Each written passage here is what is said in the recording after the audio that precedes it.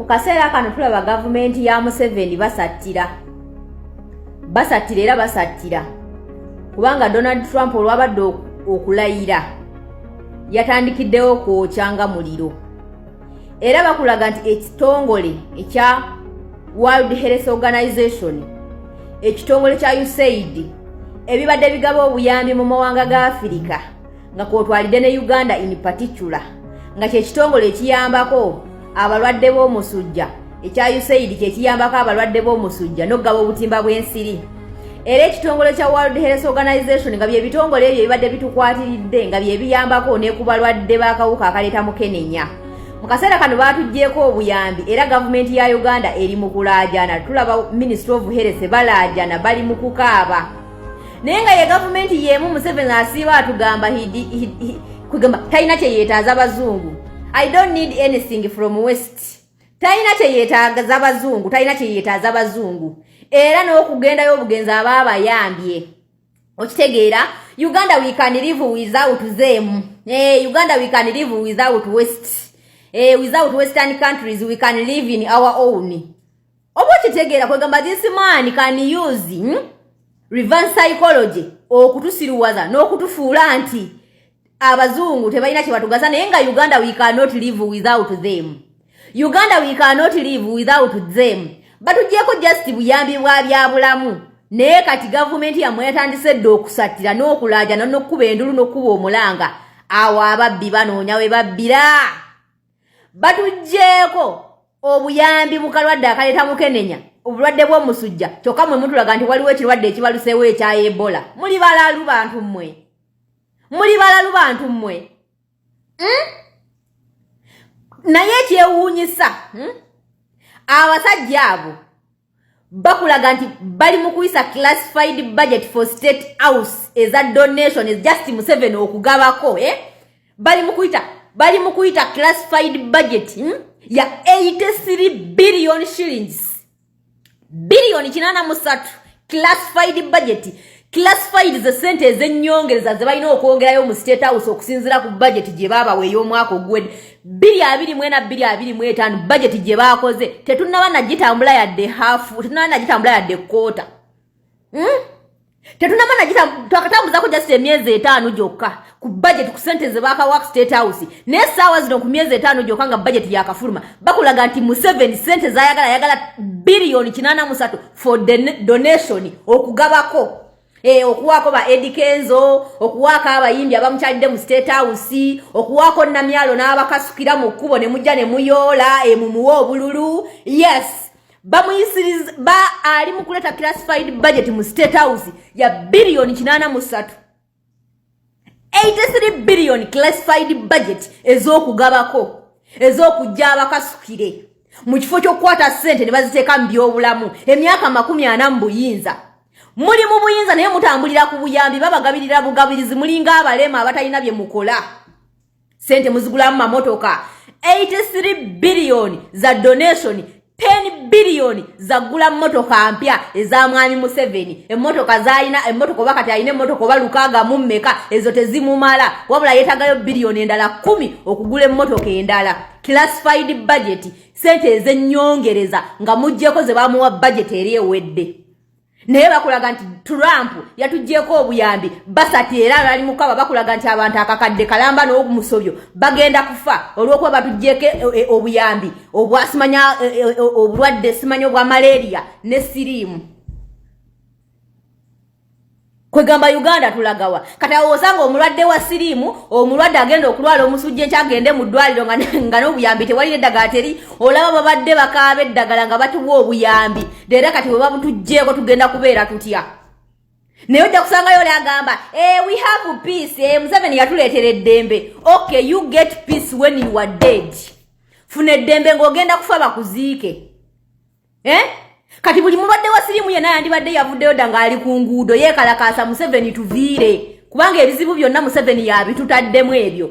Buli muntu yenna mu Uganda alina akawuka akaleeta mukenenya yandibadde yavuddeyo dda ng'ali ku kkubo yeekalakaasa Museveni must resign, must go. naye namyalo bakwata sente ze bajja mu parliament y'eggwanga ezali badde zibateera eddagala mu malwaliro ne baziwa namyalo n'azireeta n'abakasukira ati mu kkubo ne mugamba muzeeyi abeewo n'olondayo omutwalo n'oddeeka n'ogugula ebinyeebwa n'emukene ebinyeebwa bibyo nabyo yabiweze yabitaddeko bbaani yabitaddeko bbaani ekyo kyo temunnakiwa na budde mulaba tekibakwatako naye ng'ebitundu 9 ku 10 bannayuganda abasinga okulya ebinyeebwa bali ebitundu 9 ku 10 kubanga yemmere esembayo y'omuntu wa bulijjo oli owe wansi asembayo. Bameka basobola ennyama mu Uganda? Bameka? Naye ebyo byonna mulaga nti tebibakwata nako. Bannayuganda ani atuloga? Ani yaloga munnayuganda omusiruwaza omutuusa ku pointi? Namyala ali era abagabira busigiri n'eriteeme ya butto mugende mwekulaakulanye abaana abaabwe bali eri basoma kuyiga mafuta Russia, Rudda wa China basoma kuvumbula mafuta mwe muri eyo babaleetera paketi ya chapati paketi y'engano paketi n'esigiri n'eriteeme ya butto ekikopo kimu just 1 cup of cooking oil mugende mwekulaakulanye musimbira yini muzeeyi abeewo tava ku main namyalo ezo ze sente billion ne billion zigenda mu State House for donation baba genda kuzidonotingirani imwe abanaku ezo ze sente zali badde zibateera eddagala mu ddwaliro mugende mulisangeyo mujjanjabe emisujja mujjanjabe siriimu olaba babadde bakaaba nga America ekyabawo obuyambi leero kati bwe babujjewo temugenze kufa mmwe temugenze kufa mu Uganda amaka 10 amaka 85 osangamu omulwadde w'akawuka akaleeta mu Kenya. Goloza abantu abo bagenda kubeerawo batya? Ssaawa zino bandibadde balina ku makubo nga beekalakaasa naye bakulaga tebibakwata nako tebaagala nakumanya kubanga Museveni yagenze e Busoga n'agamba bannamawulire n'abawaayo obukadde 10 mu ssako yaabwe bashatinge apu tebaddamu kumwogerera bubi tebaddamu kwogera bikyamu ku gavumenti ye. Ezo ze sente ze bawa Museveni mu classified budget zibuli buli mwezi ezijjanga okuba compromising n'okubasirisa temuddamu kwogera bikyamu ebigenda mu maaso mu ggwanga lyammwe ngeno ali mu banyagulula muli mu kufa bubi naye ekyo tebusobola kitegeera. Esawa y'akalulu etuuse kati sente bazibakasukira ng'abakasuka kwegamba omuntu akwata ebisawo n'ebisawo byamaze obbakuŋŋaanyaamu n'abayolerako olubatu n'abakasukira ne mudda mu ggujuba naye n'atambula n'agenda ne muddamu ne mumuwoosoli tenatandika obbanyagulula. Bannayuganda ani yatuloga? Kyekiseera okusibira ekikookolo gavumenti ya Museveni eve mu buyinza because they have done nothing in 40 years in power. 40 years in power tebayina na masitoowa ga madagala mwe bateeka madagala gayinza kujjanjaba bannansi just in case of anything, just in case of emergency. Sawa zino tase egenda kuggalawo abantu baffe bagenda kubeerawo batya abalina obulwadde obwo.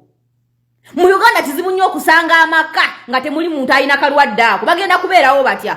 Kati wakyaliyo omuntu alina akalwadde akagamba politics tankwatako. Are we stupid? Ugandans who witched us? Ani atuloga bannayuganda? Kati ogenda kusanga omuntu omusirusiru omujega atategeera ajja ku vidiyo eno atandika commenting ebyekisiru. Muwala vambi obufuzi genda okole. Go and work hard for your family, leave politics alone. Are we fools? Our politics ani gwatakwatako. Our politics ani gwatakwatako. You people. Mulina okuzuukuka mumanye nti gavumenti ya Museveni terina gyegenda kubatwala yadde n'akalundi n'akamu. Buli muntu yenna asuubira obuyambo okuva mu gavumenti ya Museveni. I pity you. I just pity you. Museveni kyafaako yeze mundu okutulimbula bannansi bafuga. Yamanyi ge gonna gamalidde mu mundu mu kifo ky'okugamalira mu bantu n'okupuliving economy y'abantu n'ebyenjigiriza n'ebyobulamu abantu basobole okubeera empowered in services and economy.